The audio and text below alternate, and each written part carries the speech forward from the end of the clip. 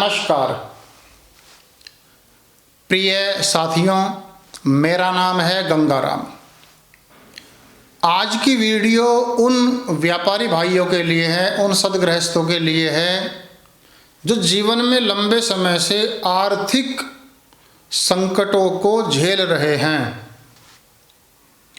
कई बार जीवन में आगे बढ़ने का प्रयास किया, लेकिन कुछ न कुछ ऐसा हो जाता है कि आर्थिक दबाव बना ही रहता है। न खुलकर अपना व्यापार कर पाते, न खुलकर अपना जीवन जी पाते।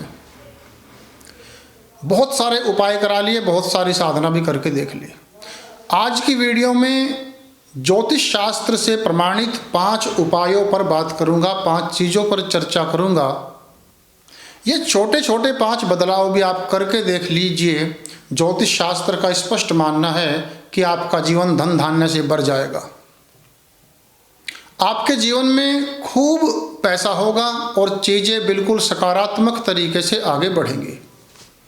बिल्कुल प्रामाणिक बात आज करूंगा, लेकिन इससे पहले मैं विषय को आगे बढ़ाऊं, मैं आपको बता दूं, ज्योतिष के द्वारा अपनी समस्त प्रकार की समस्याओं के समाधान के लिए बहुत अच्छी श्रेणी के राशि रत्न खरीदने के लिए आप सीधे मुझे फ़ोन कॉल या व्हाट्सएप कॉल कर सकते हैं।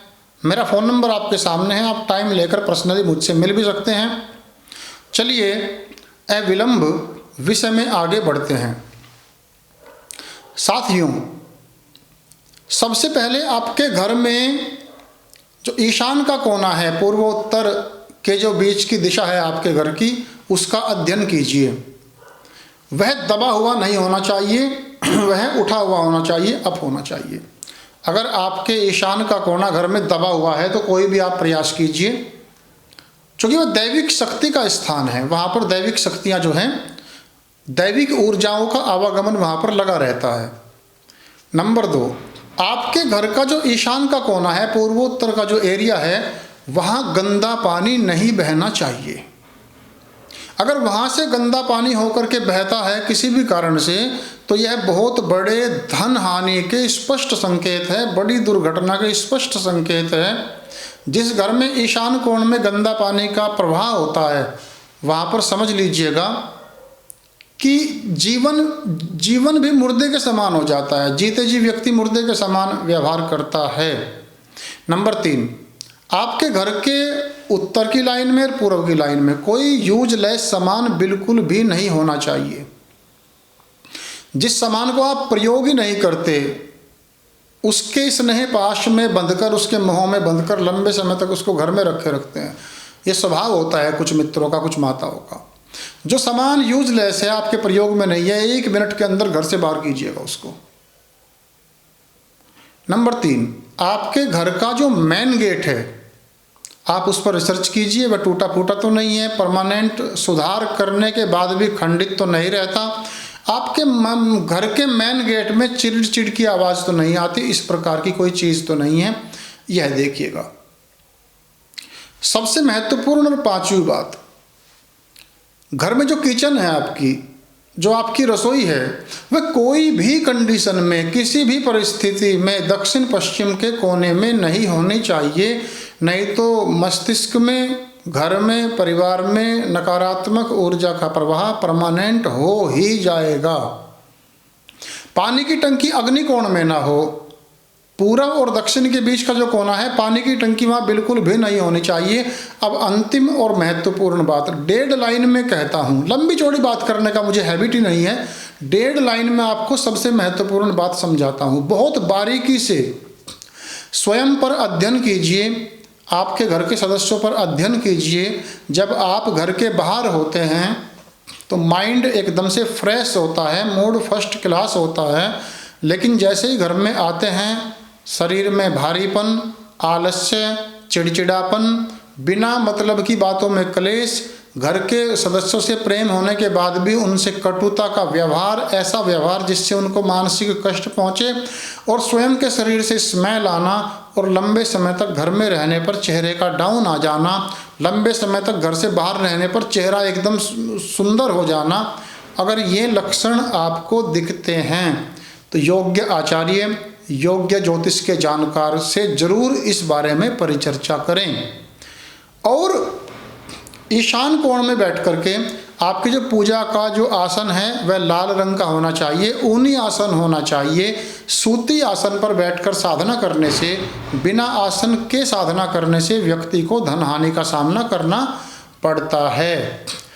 बड़ा त्योहार होली है, दीपावली है, श्री कृष्ण जन्माष्टमी है, नवरात्रे हैं, कोई भी बड़ा त्यौहार है, बड़े त्यौहार में आपको मदिरापान बिल्कुल ना करें। नैतिकता के साथ अपना व्यवहार रखें, पूजा पाठ का माहौल बनाए रखें और साधना को बहुत ज़्यादा बढ़ा दें।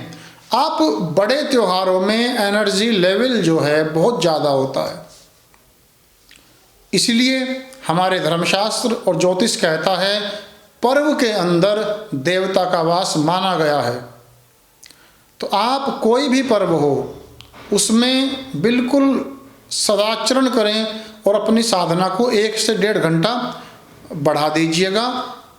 पर्व में मदिरापान आदि करने पर, पर्व में कलेश करने पर निश्चित रूप से बड़ी बड़ी हानियां और दुर्घटनाओं का सामना व्यक्ति को करना पड़ता है। एक महत्वपूर्ण उपाय आपको और बताता हूँ। भगवान शिव पर नियमित रूप से जलाभिषेक करने पर दरिद्रता का विनाश होता है।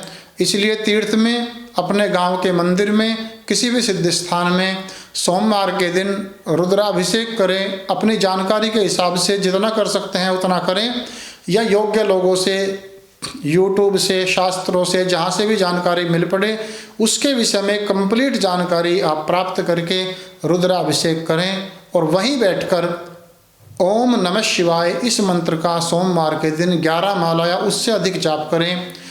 तो इन चीज़ों पर आप धीरे धीरे वर्क करें जो मैंने आपको बताया।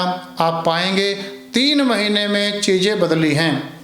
और पुराना फटा हुआ कपड़ा बिल्कुल भी धारण नहीं करना चाहिए।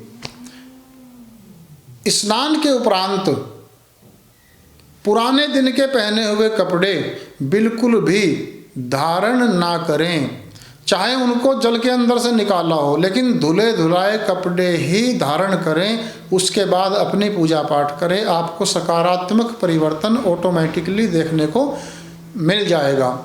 क्योंकि शुक्र को लक्ष्मी का प्रतिनिधि माना जाता है हमारी ज्योतिष में, और शुक्र हमारी ज्योतिष में वस्त्रों के प्रतिनिधि हैं। तो अपने कपड़े बेहतर से बेहतर रखें, नए कपड़े पहने। पुराने फटे कपड़े पहनने से भी दरिद्रता का जो साइन है वह नेगेटिव एनर्जी को मिल जाता है और फिर नेगेटिव एनर्जी इम्प्रेस हो जाती है।